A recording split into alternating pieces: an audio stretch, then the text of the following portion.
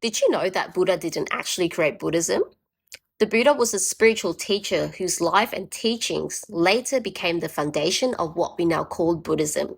So he shared insights about suffering, mindfulness, detachment, freedom from desire, and his teachings were meant to guide people toward enlightenment, toward understanding the true nature of life and freeing themselves from suffering, which I personally believe were not intended to establish an organized religious system. Now, here's where it gets even more confusing. So the first major texts were written in Pali, and they were compiled around 400 years later after he passed away.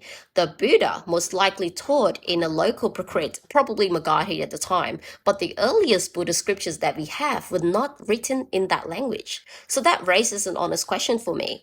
If the Buddha wasn't alive to verify these writings and the teachings were passed down orally for centuries and then written down in a different language than the one he spoke, how do we personally know how accurately they were preserved? And this made me think of something else too. We actually don't know with certainty what the Buddha believed about God. Not because the question doesn't matter, but because his teachings were passed down orally, then written much later by people who never met him. So whether he believed in God or didn't believe in God or spoke about it in a different way, we honestly don't know. And sometimes I even wonder, could he have been one of the messengers? And I'm not saying that he was, I'm just saying we don't actually know. Because when teachings are passed from one person to another, generations after generation, it's natural to wonder, did anything change? Did anything get lost? Did human memory or interpretation play a role? Because we are human, and I believe humans make mistakes. So if the texts were written centuries later by people who never met him, in a different language, isn't it fair to pause and ask how reliable the source is? And I'm not saying this to attack Buddhism at all. I actually grew up Buddhist. But I do believe that every single one of us, no matter our religion or background, has been conditioned to some degree.